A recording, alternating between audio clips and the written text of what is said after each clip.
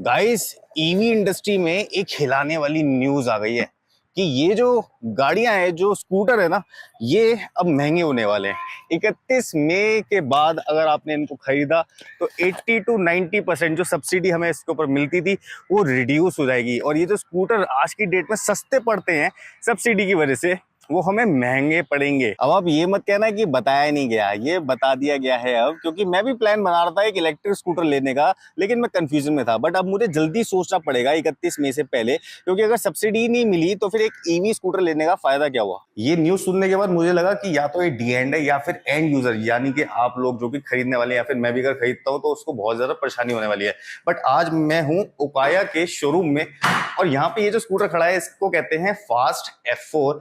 ओकाया जो कंपनी है almost 40 years से बैटरी टेक्नोलॉजी पे काम कर रही है। सब कुछ इन हाउस होता है, इंडियन प्रोडक्ट है ये पूरा का पूरा, और कॉस्ट इफेक्टिव है, काफी एफिशिएंट है। अब ये जो ओकाया कंपनी है ये बैटरी टेक्नोलॉजी के लिए मानी जाती है, तो ये अपने स्कूटर्स के अंदर ना ये LFP टेक्नोलॉजी यूज करती है। कुछ इस टाइप की इनकी बैटरी लगती है स्कूटर में, तो ये रिमूवेबल तो है बट इसको निकाल के चार्ज नहीं कर सकते। बट हम देखते हैं कि ज्यादातर लोग जो है NMC बैटरी यूज करते हैं, तो उसमें एक ड्रॉबैक ये हो रहा था बीच के अंदर की जैसे इंडियन कंडीशन होती है उसमें हीट जनरेट होती है, धूप होती है, आप ड्राइव करके आते हो और एकदम से चार्जिंग पे लगा देते हो। वहां पे क्या होते हैं कि सेल्स जो होते हैं इस बैटरी के अंदर वो हीट अप होना शुरू हो जाती हैं, और इतनी ज्यादा हीट हो जाती है कि उससे आग लग जाती है। LFP बैटरी के क्या क्या फायदा है कि जो सेल्स होते हैं वो इंडिपेंडेंटली काम करते हैं।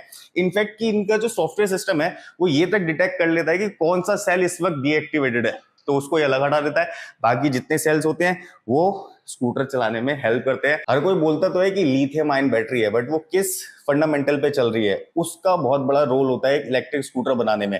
तो ये जो स्कूटर इसके अंदर फायर लगती थी या कुछ भी लगता है, इसके ज्यादातर केसेस जो हैं वो वही बैटरी है जो कि अपनी जो सेल्स जो काउंट नहीं कर पाती हैं और उसमें हीट जनरेट हो जाती है, हीट से लगती है फायर और फिर आग वाले केसेस होते हैं। बट जो अच्छी कंपनीज है वो इन सब चीजों का ध्यान रखती हैं अपने कंट्रोलर से। और आज मैं आपको ये ओकाया की स्टोरी ही क्यों समझा रहा हूँ कि जब भी हमें मौका मिलता है ना इंडियन ब्रांड को कवर करने का, तो बहुत ज्यादा दिल से खुशी होती है। ये जो पर्टिकुलर स्कूटर है ये 140 to 160 का माइलेज दे सकता है, यानी कि range on a single charge, जिसपे कि आप ऑलमोस्ट टॉप स्पीड जो कवर कर सकते हैं वो 70 किलोमीटर पर आवर की कवर कर सकते हैं। इसमें जो स्कूटर की जो बनावट है, जिस तरीके से इन्होंने जो चीजें मटेरियल जो यूज किए हैं, जैसे कि अगर फाइबर भी हो गया ये वाला या फिर ABS प्लास्टिक, ये भी काफी स्टडी, और ये ऐसा लगता है कि मैनेजेबल सी प्रोडक्ट है। एक बार इसको ऊपर से आगे दिखाओगे तो कुछ इस टाइप की इसकी कीज हैं जो आपको इसके साथ मिलती हैं। इसमें फंक्शन क्या है, लॉक अनलॉक और एक बजर यानी कि सायरन, वही आपका जो रिमोट वाला फीचर होता है।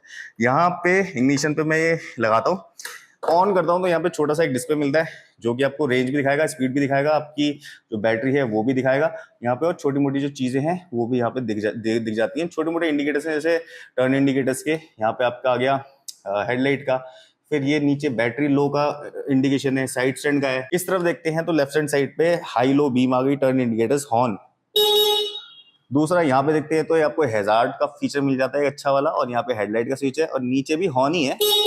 दूसरी चीज इसमें रिवर्स और जो पार्किंग का जो सिस्टम है वो मैं अभी बताने वाला हूँ। तीसरी चीज ये है, देखो ये है फर्स्ट गियर, सेकंड गियर और थर्ड गियर, तो 3 गियर्स है इसमें, बेसिकली मोड होते हैं। और ये जो मोड्स होते हैं ना ये सॉफ्टवेयर के थ्रू कंट्रोल किए जाते हैं स्पीड और माइलेज का कॉम्बिनेशन बनाने के लिए। तो जो फर्स्ट मोड है इसमें, ये फर्स्ट मोड पे मैं क्लिक करता हूँ तो इसकी जो टॉप स्पीड है वो देखो यहीं से ही कैलकुलेट हो जाती है, तो ऑलमोस्ट 55 हम इसको मान लेते हैं। अगर मैं इसका सेकंड मोड लगाता हूँ यहाँ से, सेकंड मोड पे मैं जैसे ही थ्रॉटल दूंगा तो ये 70 की छू रहा है यहाँ पे स्पीड।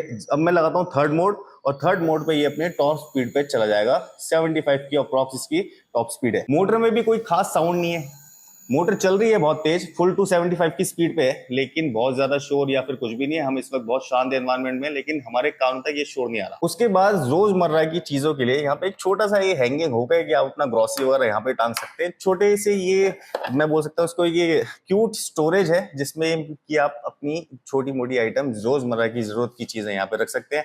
और अगर आपके फोन की बैटरी डाउन हो जाए तो यहाँ पे एक USB चार्जिंग सॉकेट भी है, इसको लगाओ केबल से और फोन अपनी जेब में रखो और देखते रहो, या फिर यहाँ पे एक मोबाइल स्टैंड भी लग सकता है। अब हमने मैक्सिमम ईवी स्कूटर्स के अंदर क्या देखा है कि ये फ्लोर ना उनका बहुत छोटा होता है, तो यहाँ पे ना तो पैर आते सही से, ना ही आप कुछ भी सामान रख सकते।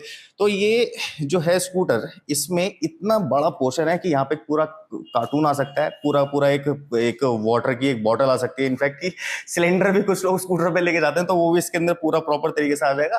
बाकी इसके अंदर काफी सारा स्पेस यहाँ पे भी है। सेफ्टी पॉइंट ऑफ व्यू से देखूं तो इसके अंदर बहुत छोटे व्हील्स नहीं है, ये 12 इंचेस के व्हील्स हैं जो कि ट्यूबलेस हैं, और ये 90-90 के रेशियो के अंदर आते हैं।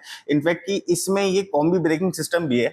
अगर मैं फ्रंट ब्रेक लगाता हूं तो सिर्फ फ्रंट ब्रेक ही काम करेगी, जब मैं रेयर ब्रेक लगाता हूं तो ये दोनों ब्रेक लगती हैं। कॉम्बी ब्रेकिंग सिस्टम में ये होता है कि जैसे मैं रेयर ब्रेक मारूंगा तो मेरे दोनों व्हील्स जो हैं वो एक रेशियो पे ब्रेक लगाएंगे, 70-30 का जो एक रेशियो होता है। तो मेरी जो ये स्कूटर है, ये कैसा भी अगर माहौल हो, मतलब बहुत ज्यादा कीचड़ नहीं होनी चाहिए, लेकिन जैसा भी माहौल होगा ये उसके अंदर स्टेबिलिटी के साथ में ब्रेक लगा लेगी। अब जब भी हम इलेक्ट्रिक स्कूटर लेते हैं ना, तो हमें थोड़ा सा कंफर्ट भी चाहिए होता है, तो ये टेलीस्कोपिक सस्पेंशन है इसमें, जो कि डुअल है, एक इधर है और एक इधर है। इनफैक्ट इसके बाद एक बड़ी सी सीट मिलती है यहाँ, जिसका की फॉर्म जो है वो मिड लेवल का है, बट इसको भी कौन मैनेज करेगा, वो इसकी रेयर सस्पेंशन, जो कि स्प्रिंग लोडेड है, बट ये डुअल है, एक इस तरफ है और एक इस तरफ है। कंफर्ट के बाद थोड़ी सी स्टाइलिंग की बात करूं तो टर्न इंडिकेटर्स भी एलईडी हैं इसमें। दूसरी चीज ये जो इसके डीआरएल्स हैं वो भी एलईडी, और थोड़ा सा अच्छा सा डिजाइन है। इनफैक्ट ये जो इसकी हेडलाइट है ये भी डुअल एलईडी है, हाई बीम के लिए अलग है, लो बीम के लिए अलग है, और ये कुछ इस टाइप से चेंज होती हुई दिखती है जब भी आप इसको चेंज करेंगे, high and low. Latest feature की बात करें तो ये जो कीज हैं